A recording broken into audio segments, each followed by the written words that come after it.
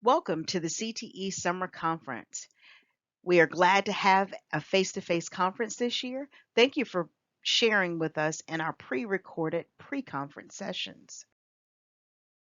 I am Karen McPherson, and today I will be presenting on social media in the classroom. First things first, this is your entry survey code, code 379. Please enter this into your survey for credit. There will be an additional code at the end.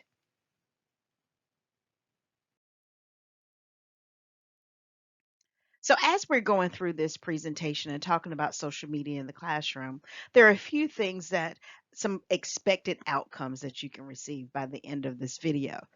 The beauty of the video is that you can stop it, go play with social media a little bit, come back. But my hope is that you can learn something today that you can actually use. Get some new tools to add to your teacher toolkit. Support or add on to something you may already know. You may already be on social media, you may already be on Twitter, but you're interested in TikTok. This also is a time for increased collaboration for from literally anywhere in the world. That's the power of social media. Social media done right can also give those quiet students a voice. Learning is also augmented by social media. There's a commercial out now with the hashtag TikTok taught me. Before that commercial came out, I was often saying to my friends, guess what I learned on TikTok? So learning is augmented through social media. And then today we'll talk about ways to expand your professional learning network. A lot of times we see PLCs, but today we want to talk about PLNs, that professional learning network. So while we're talking about those professional learning networks, I got this screen grab from Sylvia Duckworth. I follow her on Twitter. So look at these top 10 reasons why she says that every teacher needs a PLN. So the two that resonate with me out of the 10, number one, find great resources, lesson plans, and conferences. I've been able to go to a lot of things across the United States because of what I found on social media, specifically on Twitter. Also, number seven resonates with me. Collaborate globally on projects. I'm a part of a group on Facebook for business educators, and I can post an idea or a question. For example, I wanted to learn more about food trucks and how I could help support teachers that wanted to do a food truck project. Within 5 minutes, I had 167 responses from all across the United States. So every teacher can benefit from a PLN, and social media can be a great resource for that. So I'll just take a minute and just pause and let you reflect on two reasons that resonate with you out of these 10. It could be all 10.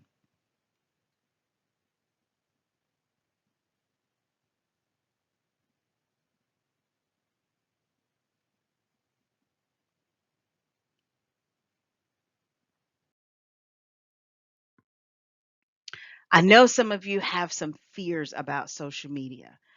Some of the biggest fears that I've heard from teachers over the years with social media is that it's a distraction to learning, and it absolutely can be if done wrong. It can be a misuse of technology. Then you have the have versus have not. Some people have cell phones, some people have Wi-Fi. It could lead to have versus have nots. And sometimes teachers really don't want to learn one more thing. And that's why social media it doesn't have to be one more thing that you have to learn. So let's look at why somebody would want to explore social media in the classroom. So when you're thinking about adding social media to your classroom, think about the purpose. There's so many avenues for social media, but in order to figure out what's going to work for you in your classroom or in your personal life, you need to know what your purpose for social media is. Is it to connect with other classrooms? I do have some friends that they are in opposite parts of the state, and they collaborate and share pictures on Instagram.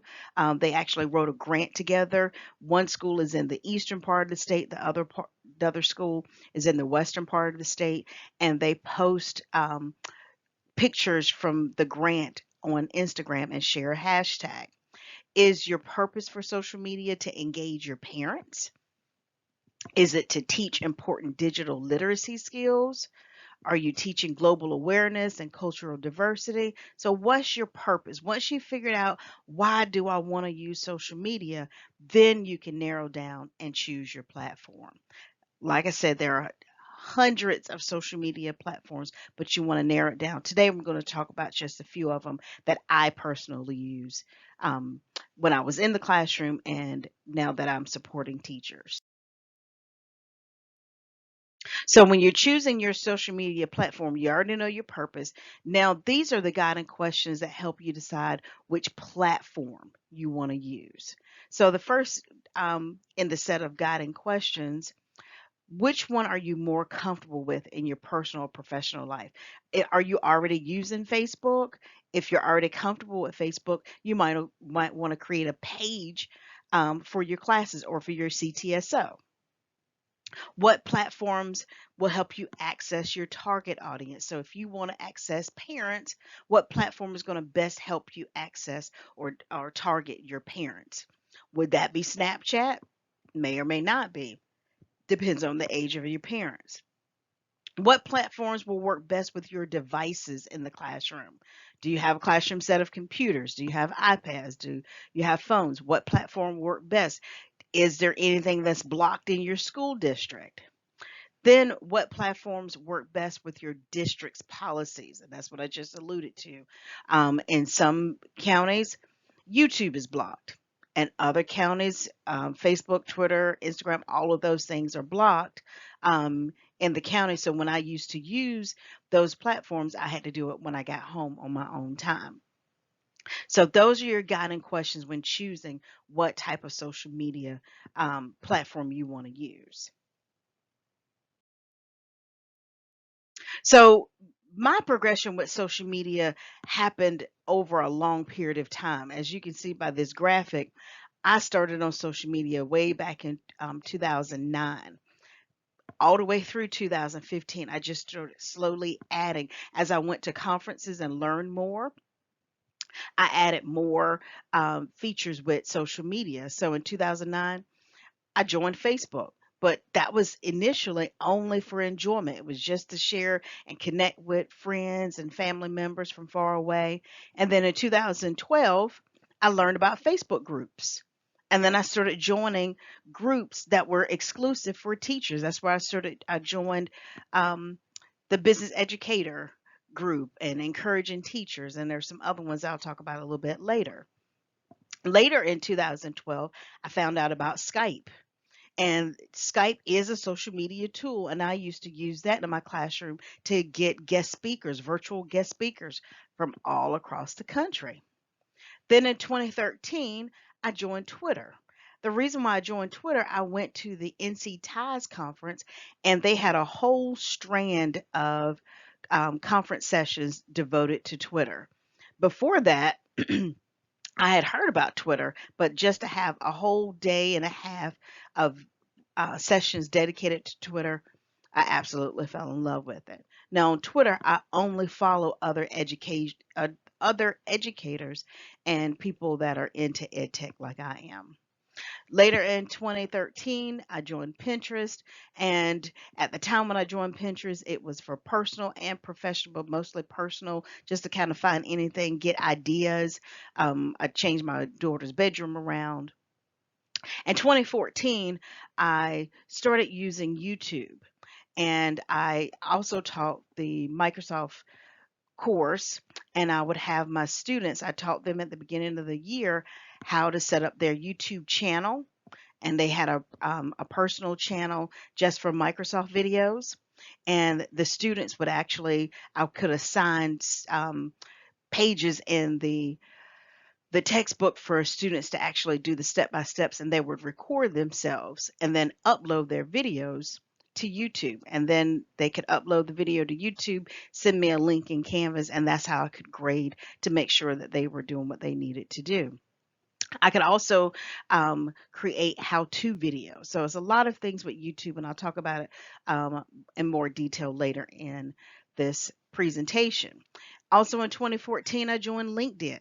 LinkedIn is only for professional connections. So when I meet people at conferences, instead of me having to keep 1,000 business cards, we connect on LinkedIn, and then we can follow up with each other later. And then in 2015, I joined Instagram to post pictures. So it took time to develop all of these pieces with social media.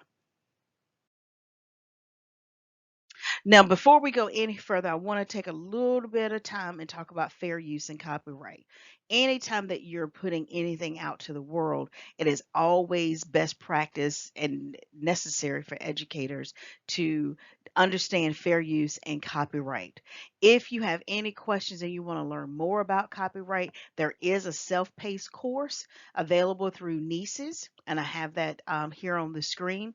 And I think it is 10 hours, and you make sure you get prior approval from your district, and you should be able to get DLC credit for that course. And it'll be an excellent opportunity to take that over the summer, because a lot of people with social media, if they see it on social media, they just grab it and cut and paste it and use it. But if you're using it in education, we always want to model the behavior that we want students to model, which is giving credit where credit is due. So please make sure that you are following the fair use and copyright laws when you're posting videos, pictures, anything with social media. Sometimes I think that I agree with this statement. Sometimes we don't have a choice of whether or not we do social media. The question is, how well do we do it? I agree with that statement because there are, for a long time, I didn't even realize that YouTube was social media, but there are so many social media platforms out there. And as educators, we can set the tone. There are so many people that don't do social media well. Well, we're the ones that we can actually model the behavior. So social media allows educators to model that good digital citizenship. We know what not to do on social media. We can also, as educators, advocate for causes that matter to us, advertise good things that's happening in our classrooms, share with and support one another. All of these are great things that social media can allow educators to do. And these are some examples. So modeling good behavior. So these are example of a couple of tweets that, and I actually follow both of these people on my Twitter, just how to model good behavior on social media. Even if you agree to disagree with someone, there is a way to advocating, letting people know about different workshops. So advocating for what is important to us in this profession. Marketing your classroom, getting out there, letting people see what's happening in your classroom, making your classroom transparent. Now, I do have a note at the bottom. That picture sketch is by Evernote.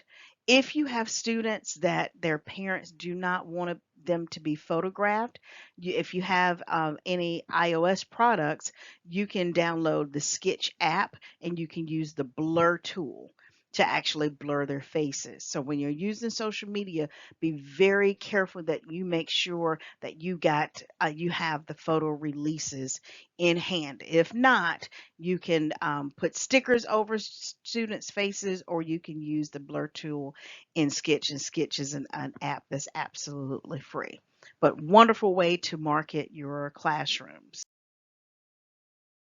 Networking and sharing, just different sharing different ideas. And, if you appreciate an idea, you respond back to that person and let them know, that you appreciate them. So as educators, we can always share with one another. This is my 7-year-old daughter. Well, she was 7 years old at the time. Now she's 14. But I remember the day that I snapped this picture. I had just shown her um, a worksheet, an augmented reality worksheet from Quiver Vision. And the worksheet, when we scanned it, it came to life. And that was her face. Well, I found out about it because of my networking on Twitter. So every time I see this face, it reminds me that social media can bring excitement to the classroom. So let's dive in. These are the social media channels that I actually use for my personal and professional career. So let's talk a little bit. We're going to talk about Twitter, Facebook, LinkedIn, Instagram, TikTok, Pinterest, and YouTube. And I know you're probably thinking it, does she have a life if she's on all of these social medias? Well, there's a method to my madness as to the time that I spend on social media. And we'll talk about that a little bit later on. So, Twitter, let's look at Twitter. So, the good thing about Twitter is you can participate in Twitter chats. A Twitter chat is a public conversation around a unique hashtag. This hashtag allows you to follow and discuss, um, follow the discussion and actually participate in that discussion. A couple of the hashtags that I like to participate with the Twitter chat is hashtag EdChat and hashtag EdTech. And then I've got from the teacher toolkit some tips for teachers that are interested in tweeting. So the first one is to create a professional account about teaching. I do have more than one account. One account is for professionalism, for my professional career. The other account is actually for some personal things that I want to do, and I want to keep them separate. Make sure you have a memorable and relevant handle because that's going to be your Twitter ID. Be consistent with your purpose for your Twitter account. Think about your tweets and who you follow because not everyone, you want to be very careful with your Twitter ID, especially in a professional setting. Start very small, interact with a few people. What I do is I look at I pick one person to follow and then I look at who they follow, and that kind of gives me an idea of who else to follow. Understand the Twitter acronyms. You only have 140 characters, so you've got to be brief and to the point on Twitter. Connect, share, give and receive. What works for you, what doesn't. Just find out what works for you. For me with Twitter, if I'm watching TV during commercial breaks, that's when I'll jump on my social media. So if you have anybody, any trolls that are, you know, putting some negative things on your Twitter account, you can always block and report any trolls. You do not have to be bullied on social media, and that's something good to teach children as well. So if you want to pause this screen, I'm going to take you step by step on how to create a Twitter account. So at this time, if you want to pause, and then you can split the screen so you can open up a Twitter account.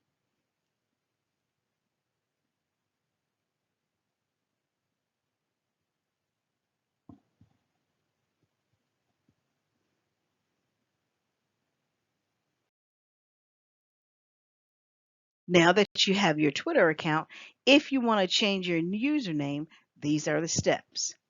Feel free to click pause so you can change your username.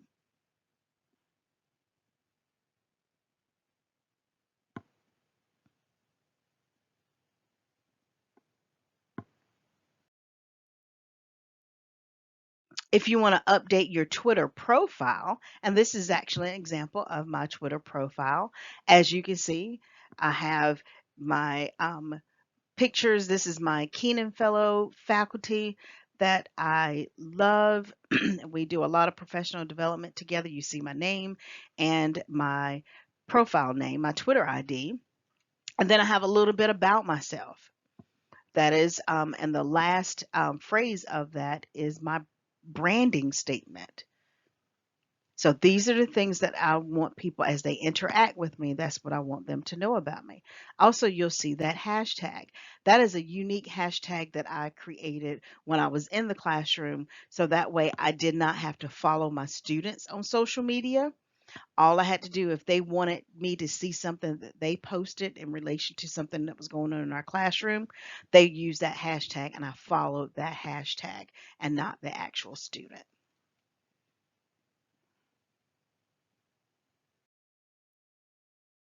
So now that you're on Twitter, what do you do now? So you want to follow people that have the same educational interest as you do. You can search for hashtags. You can always go to Google and type in top hashtags for educators, and then you can start researching those hashtags. You can use a hashtag about a specific topic, like hashtag education, or if you really like anything that you're interested in. If it was educational technology, hashtag edtech. So, and then also if you have a specific educator that you're looking for, someone that you possibly could have met at a conference, you can just type their name in to the search box as well. So for those of you that have never created a tweet, this is actually a screenshot from my phone because it's easier for me to tweet from my phone. Once I click the blue plus sign at the bottom of the screen, this comes up. So in the first box section of the box, that's where I would type my tweet. Again, you've got 140 characters. So once I type in what I want to say, I can add up to 4 pictures or I can add GIFs. Um, and then I click tweet, and that's how you send out a tweet.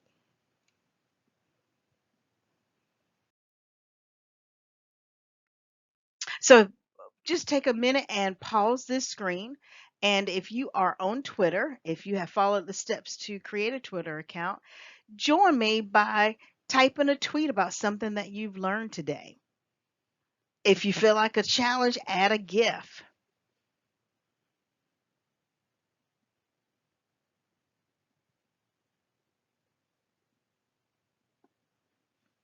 I will be reading all tweets, and at the end, I'll give you my Twitter handle. So if you want to join me on Twitter, you are than, I am more than happy to follow you and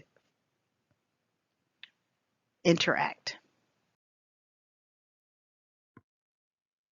So once you get on Twitter, it's important to retweet. If you share someone, if you want to share something you found on Twitter with your followers, you just retweet it or you can like it. There are 3 buttons at the bottom. The comment button, you can comment. The retweet button, that means you're sharing the tweet. And the like button, that shows that you like it. So if you want to pause, you find a tweet now that you like and practice retweeting.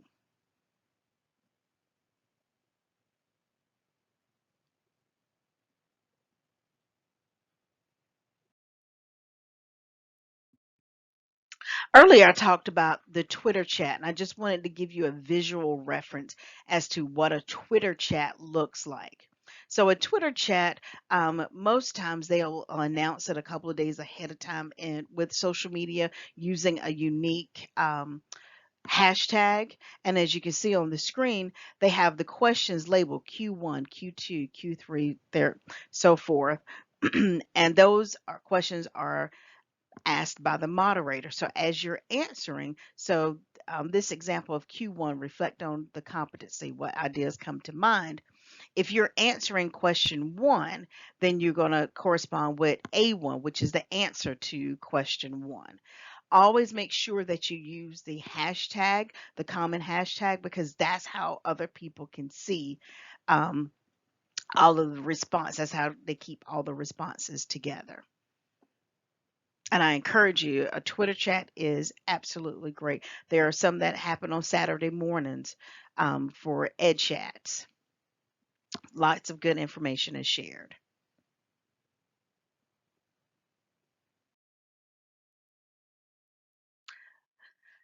As I stated before, I joined Facebook back in 2009, but it took me a few years before I learned about closed groups.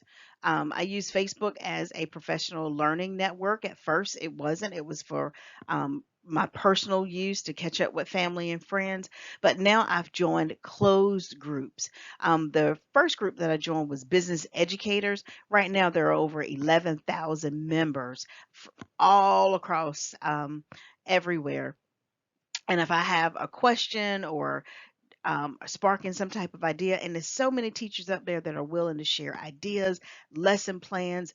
A couple of teachers shared Google Drive folders, and they're constantly adding absolutely free. So it's a good way to connect with teachers that don't mind collaborating. I know as CTE teachers, we have the Moodle. But this is one more thing that you can go to besides the Moodle to get content and to get information um, concerning or pertaining to your topics. Encouraging teachers is another group.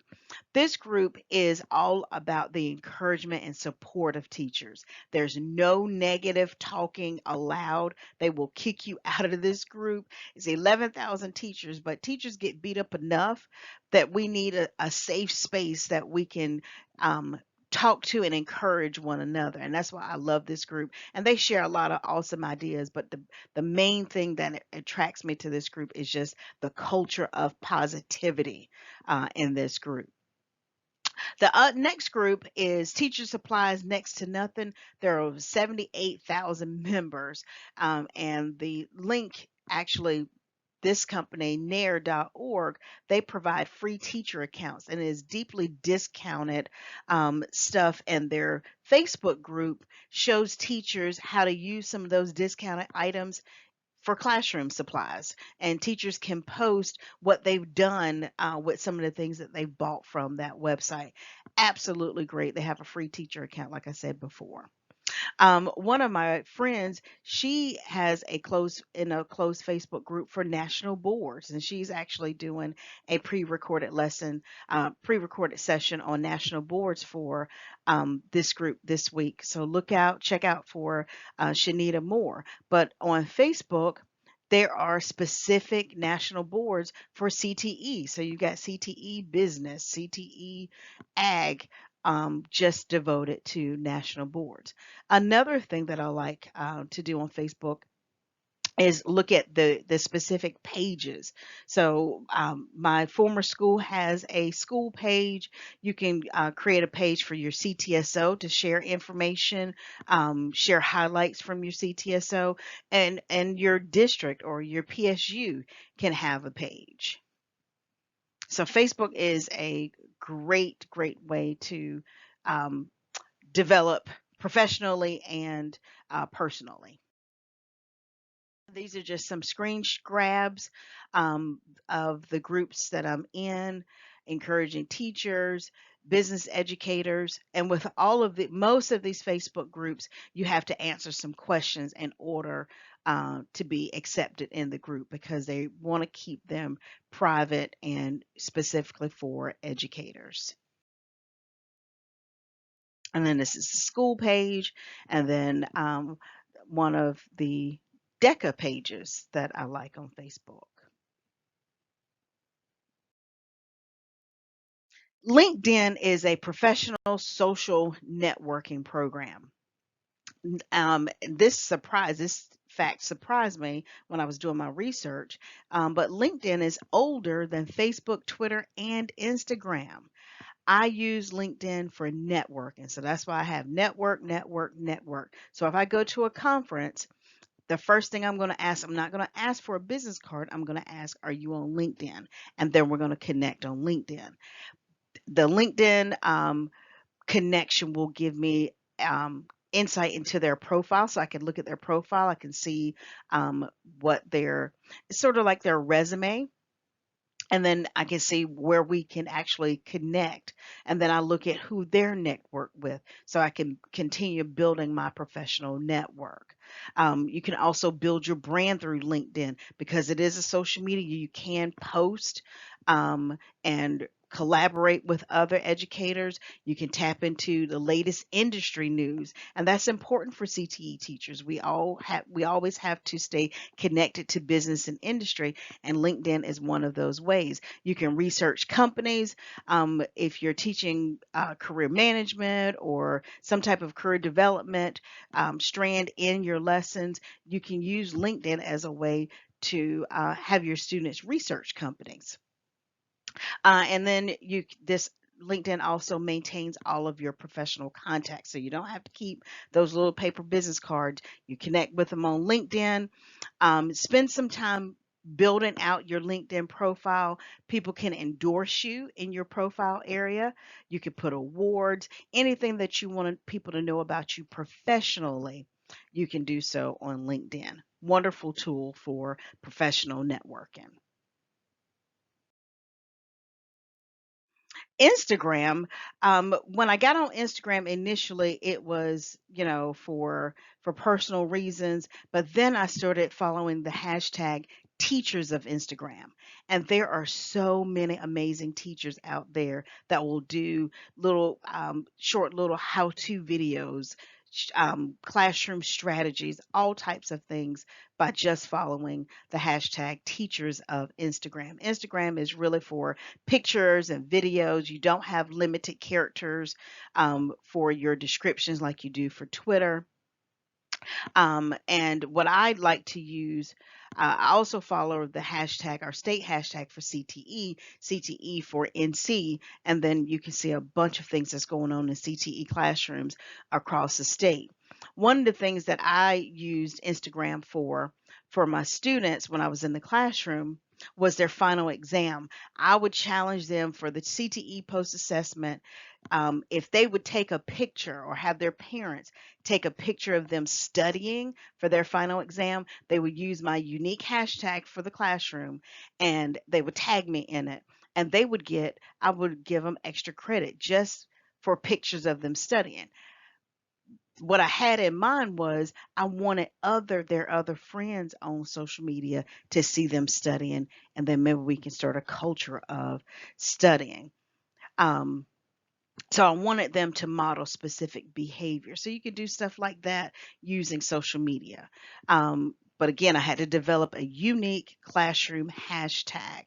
Um, you can go to Instagram for unlimited inspiration in all kinds of areas. And they do have a feature called Reels, which is just, I think, less than a minute videos, sort of like TikTok, but it's on Instagram. So if you don't want to have TikTok and Instagram, you can use Reels on Instagram. Facebook actually owns Instagram, so you can post directly whatever you post on Instagram, you can connect it to your Facebook account and connect at the same time. TikTok, since the pandemic, I have embraced TikTok. A lot of times, my family and friends will hear me say, guess what I learned on TikTok? As a matter of fact, they have a whole commercial about TikTok taught me, hashtag TikTok taught me. It is a free social a video sharing app just for videos. You can watch, create, share videos on topics with anybody around the world. TikTok is famous for its dance videos, but if you curate the algorithm correctly, or for you, like right now when I get on TikTok, I see no dancing videos because I have set my algorithm to the things that I am interested in, which is a lot of educational videos. So that's all I see now. So you can actually personalize that content on your For You page. And Ditch That Textbook, I love Ditch That Textbook. They've got 10 TikTok tips for teachers. So, number one, follow the hashtags. Two, use that algorithm for your advantage. That's how you weed out. If there's a video that pops up on your For You page that you are not interested in, hold that video down and click not interested, and that helps change your algorithm. Also, if you want more content of a video that you really like, interact with that video, put a comment on that video, watch the video all the way to the end and like the video, share the video. That way, that also changes that algorithm to keep giving you videos that you appreciate. Find accounts that bring you joy. Reshare great stuff. You can share, you can save a video, you can add a video to your favorites and organize your favorites by category. You can cross post on other social medias. For my um, district Instagram page, I found a lot of TikTok videos for teachers and then post them to our Instagram page because we don't have a TikTok page in the district. You can create your own content, which takes hours, but it's worth it. You can, but be sure, number 7, limit your TikTok time. Um, when I first got on TikTok, I found myself, I could be up there an hour or more at a time. It gets kind of addictive. So I've started now putting a timer on my scrolling for TikTok. Be aware of privacy settings. Make sure you interact with other people and use both feeds. Feeds mean your For You page and your personal page that curates all of your videos. So you can pause right here if you would like to create a TikTok account. I have the steps here, and you can get the TikTok app from the App Store or Google Play.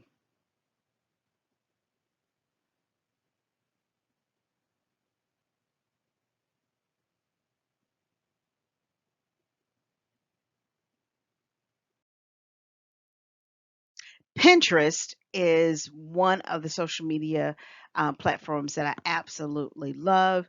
I am now transitioning to a home office, so I spent quite a little bit of time over the weekend coming up and searching for pins related to a home office setup. So Pinterest is like a virtual bulletin board. Users save photographic pins based on interesting content. These pins replace those magazine clippings that we used to do a while ago. I'm a little old school, and I used to have to cut out pictures in magazines of rooms that I liked and web printouts. So this is a paperless way to save ideas and easily find them because you can categorize your pins. You can also install a on Google. You can install. I can't remember what it's called, but then you can actually pin a website that you find, and you can easily pin that with a using Google. You can search and organize your pin, and at the bottom of the screen, I have put a link to an article that from Education World that talks about Pinterest and how the impact of Pinterest in education and just some of the things you can do with Pinterest. YouTube was a lifesaver for me when I was in the classroom teaching Microsoft, and I alluded to this earlier. One of the things when we went to where it became a Google district, I showed all of my students at the first couple of days of class how to set up their YouTube account and how to set up a channel. And they had a specific channel for my Microsoft class. So they would record videos of them doing completing their step by steps in the Microsoft class using Screencast-O-Matic. They would upload the videos to their YouTube channel and then put the videos in Canvas. Or if you're going to use any other type of LMS, they just upload the link. And that's how I graded and made sure that they were doing what they were supposed to do. Also, I could create how-to videos for my EC students. I created how-to videos step by step, especially if I was going to be out. I could create a how-to video and they could easily follow the steps in that video. One of the most precious things that I did personally with YouTube, my grandmother had probably 100 VHS tapes from various family moments, and I bought a digital converter, and I converted all of those videos from VHS to digital, and then I created a special channel for our family, a private channel for our family, and I'm uploading all of those videos to the channel. So now my whole family, even though we're spread out over across the United States, we all have access to those family videos. But if YouTube is blocked in your district, you might want to consider some alternatives like SchoolTube, TeacherTube, and at the bottom of this slide, I've put a link to the article from Free Tech for Teachers, 47 alternatives to using YouTube in the classroom. Um, YouTube has a lot of features, but there are some good alternatives out there as well.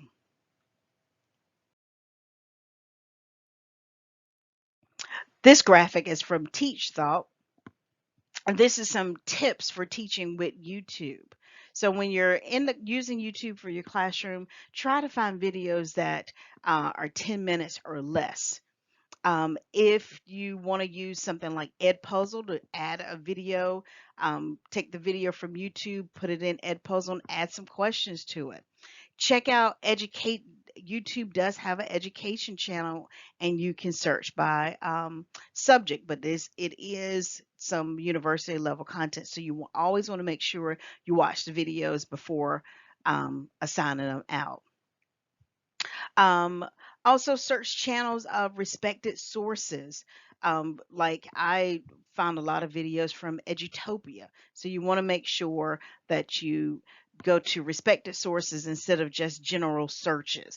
Most of the time, our students just do a general search, but you can teach them how to use YouTube as an effective search engine, finding good quality videos. Some teachers want to find a video to replace a lesson. Think about how you can use a YouTube video to complement a lesson.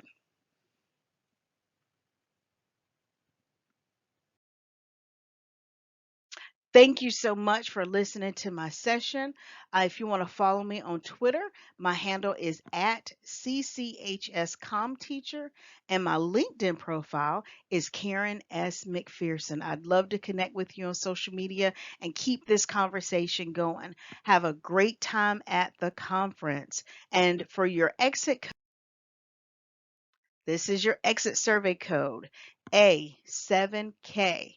Make sure you enter that for you to get credit for this session. Thank you all so much. Enjoy the conference. Be safe, and hopefully I'll see you in the hallways.